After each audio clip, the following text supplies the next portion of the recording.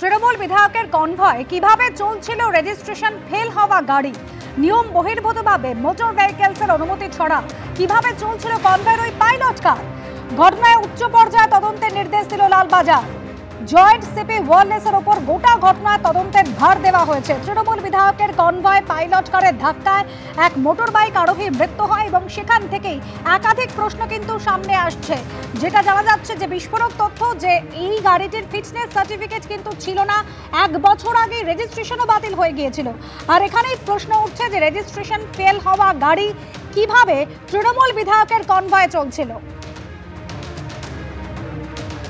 নিয়ম বহির্ভূতভাবে মোটর ভেহিকলসের অনুমতি ছড়া কিভাবে কনভয়ের পাইলট কার চলছিল সেই ঘটনায় উচ্চ পর্যায়ে তদন্তের নির্দেশ দিয়েছে লালবাজার। জয়েন্ট সিপি ওয়ারলেসের ওপর গোটা ঘটনা তদন্তের ভার দেওয়া হয়েছে। আর কনভয়ের গাড়ি চালকের গাফিলতি এক্ষেত্রে ছিল কিনা, যে কারণে এই মোটর বাইক আরোহীর মৃত্যু হলো, তার রিপোর্ট দিতে ডিসি ইস্টকে নির্দেশ দেওয়া হয়েছে। তৃণমূল বিধায়ক শওকত মোল্লা তার কনভয়ে পুলিশের একটি পাইলট কার, যে পাইলট কারের ধাক্কায় এক মোটর বাইক আরোহীর মৃত্যু হয়েছে এবং যার রেজিস্ট্রেশন বাতিল হয়েছিল। পরে দেখা যাচ্ছে যে গাড়ির ধাক্কায় মোটর বাইক আরোহীর মৃত্যু হয়েছে তার রেজিস্ট্রেশন পর্যন্ত ছিল না, ফিটনেস সার্টিফিকেট 1 বছর আগেই বাতিল করা হয়েছিল। তাহলে কিসের অনুমতি দিয়ে, কার ভিত্তিতে এই পাইলট কার কনভয় দিয়ে যাচ্ছিল? ইতিমধ্যেই ঘটনার উচ্চ পর্যায়ে তদন্তের নির্দেশ দিল লালবাজার। জয়েন্ট সিপি ওয়ারলেসের ওপর গোটা ঘটনার তদন্তের ভার দেওয়া হয়েছে।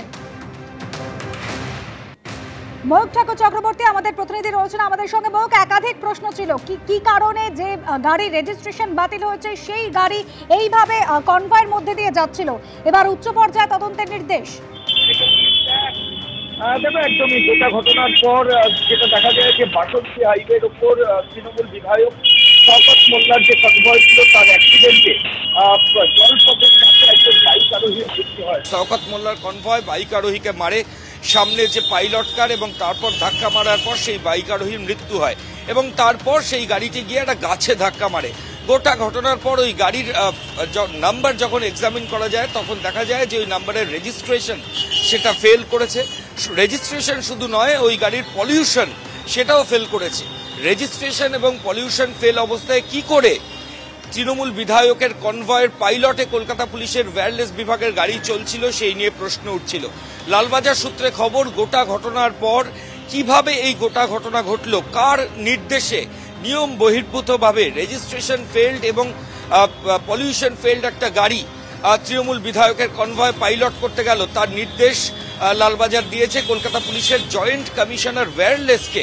এর তদন্ত রিপোর্ট দ্রুত লালবাজারকে জমা দিতে হবে। কলকাতা পুলিশের জয়েন্ট সিপি ওয়্যারলেস, তার আন্ডারেই রয়েছে ওয়্যারলেস বিভাগ এবং এই ওয়্যারলেস বিভাগ থেকে অ্যালট করা হয় তৃণমূল বিধায়ক শওকত মোল্লার কনভয়ে থাকা পাইলট গাড়ি। কার নির্দেশে এই গাড়ি পাঠানো হয়েছিল সেটার জন্য পুলিশ আধিকারিকরা ইতিমধ্যেই জয়েন্ট সিপি ওয়্যারলেসকে নির্দেশ দিয়েছেন সেই রিপোর্ট জমা দেওয়ার জন্য। এর পাশাপাশি তোমাকে এটাও জানাই, ডেপুটি কমিশনার ইস্ট কলকাতা পুলিশের, যেহেতু গোটা ঘটনাটা কলকাতার লেদার কমপ্লেক্স থানা এলাকায় হয়েছে, ডেপুটি কমিশনার ইস্টকে নির্দেশ দেওয়া হয়েছে ওই গাড়ির পাইলটের গাড়ির যে চালক তার এগেনস্টে তো অলরেডি এফআইআর হয়েছে, তার কি গাফিলতি ছিল সেগুলো খুঁজে বার করার জন্য, বা আদৌ গাফিলতি ছিল কিনা। গাড়ির অ্যাক্সেল ভাঙার কথা বলা হয়েছিল, কাজে কিভাবে এই গোটা ঘটনা ঘটলো সেই রিপোর্ট জমা দেবে কলকাতা পুলিশের ডেপুটি কমিশনার ইস্ট, যেটা এফআইআর হয়েছে গাড়ির ড্রাইভারের এগেনস্টে, এবং কি করে নিয়ম বহির্ভূতভাবে রেজিস্ট্রেশন ফেল্ড একটা গাড়ি শওকত মোল্লার কনভয়ে গেল তার তদন্ত রিপোর্ট জমা দেবে কলকাতা পুলিশের জয়েন্ট সিপি ওয়্যারলেস। এটাই লালবাজারের নির্দেশ। ধন্যবাদ ময়ূক।